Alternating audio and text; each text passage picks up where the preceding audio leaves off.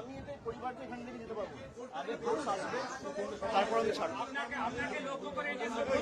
সেটা আমাকে লক্ষ্য করে করলো, ওরা মহিলাদের উপর যে অত্যাচার করেছে, সাধারণ মানুষ তো দুদিকে দাঁড়িয়ে, সাধারণ মানুষ অভিবাদন জানাচ্ছে, সৌজন্য বিনিময় করছে, নমস্কার করছে, হাত নাড়ছে। আর বিজেপির কজন গুন্ডা আমাদের দলের দীর্ঘদিনের সহকর্মী, সোশ্যাল মিডিয়ার অ্যাক্টিভ কর্মী, ওর বাড়িতে আমি এসেছি বাবার সাথে দেখা করতে, পরিবারের লোকেদের সাথে দেখা করতে।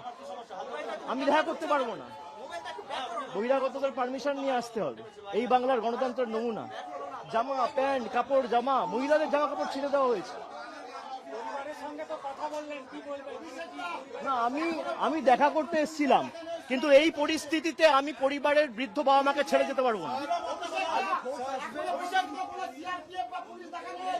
কিচ্ছু নেই, এবং আমার কাছে হোয়াটসঅ্যাপ রয়েছে, হোয়াটসঅ্যাপের কমিউনিকেশনের স্ক্রিনশট রয়েছে। দেখুন, এখানে মিডিয়া রয়েছেন, তাও চাল ভাঙার চেষ্টা, ঘর ভাঙার চেষ্টা, দেওয়াল প্রায় ভেঙে দেয়, জানলা দরজা ভেঙে দেয়। আমি আমার কাছে সব রেকর্ড রেখে দিয়েছি। পুরো ঘটনাটা ভিডিওগ্রাফি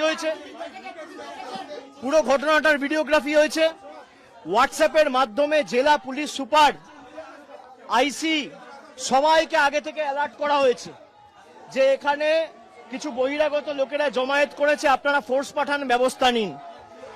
একজন পুলিশের প্রতিনিধি নেই, একজন। আমরা ভয় পাওয়ার লোক নই। সিপিএম এর 34 বছরের অপশাসনের কাছে তৃণমূলের কর্মীরা মাথা নত করেনি। বিজেপি যদি ভাবে ধমকে চমকে আমরা ঘরে ঢুকে যাব, তারা মূর্খের স্বর্গে বাস করছে। কিন্তু যে পরিস্থিতি আজকে এরা তৈরি করেছে, আমার মনে হয় সিপিএম এর বা ওই মধ্যযুগের বর্বরতাও এদের কাছে লজ্জা পাবে। যেভাবে মানে মাথাটা বেঁচে গেছে খালি আমার একটা হেলমেট পরেছিলাম বলে। আমার এখানে যারা সহকর্মীরা ছিল, এরা বুদ্ধি খাটিয়ে একটা হেলমেট, দুটো হেলমেট জোগাড় করে রেখেছিল, বললো দাদা এটা মাথায় পরে নিন। আপনি দেখুন আমার জামা কাপড়ের অবস্থা, 15 বছর, চশমা ভেঙে দিয়েছে, ঘড়ি টড়ি প্রায় একদম ছিঁড়ে, বেল্ট টেল্ট সব ছিঁড়ে দিয়েছে। পুলিশ নেই।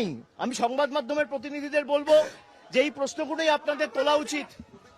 আমি এখন যেভাবে এসছি আমি একইভাবে বেরিয়ে যেতে পারি, কিন্তু আমি হয়তো বেরিয়ে গেলাম, এই যে সঞ্জুর বৃদ্ধ বাবা মা, তার উপর তো চড়াও হবে এই ছেলেগুলো, এই বখাটে ছেলেগুলো, যাদের পেটে ঘুষি মারলে কক বেরোবে না। আমাকে বাইরে থেকে স্লোগান দিচ্ছে চোর, আর বাংলার বর্তমান মুখ্যমন্ত্রীকে নির্লজ্জ দোকান কাটার মতো হাত বার করে টিভির পর্দায় 5 লক্ষ টাকা ঘুষ নিতে দেখা গেছে।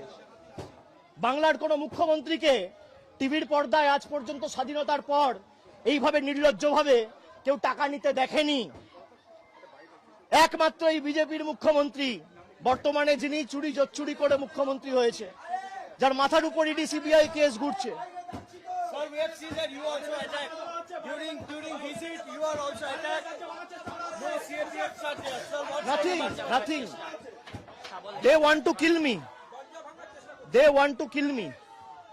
এরা আমাদের প্রাণে মারতে চায়। মেরে দিক, আমার মৃতদেহ উদ্ধার হোক এখান থেকে, কিন্তু আমি জায়গা ছেড়ে যাব না। আমি সঞ্জুর বৃদ্ধ বাবা মাকে এই অবস্থায় ছেড়ে যাব না যতক্ষণ না ফোর্স এসে রিকভার করবে। আমাদের এখানে যারা প্রতিনিধিরা রয়েছে, আমি বলবো থানায় আবার ফোন করো, মেসেজ করো, ফোর্সের জন্য রিকোয়েস্ট করো। যদি না পাঠায় হোয়াটসঅ্যাপ পাঠিয়ে এটা অন রেকর্ড থাকুক। পুরো ঘটনার ভিডিওগ্রাফি রয়েছে। আমি হাইকোর্টের দৃষ্টি আকর্ষণ করছি, আমি রাজ্যপালের দৃষ্টি আকর্ষণ করছি। কি বাংলার পরিস্থিতি, এখানে প্রায় 50 জন সংবাদ মাধ্যমের প্রতিনিধিরা রয়েছে, দরজা ভাঙার চেষ্টা করছে, পুলিশের একটা লোক নেই। কি পরিস্থিতি হয়েছে আপনারা দেখুন।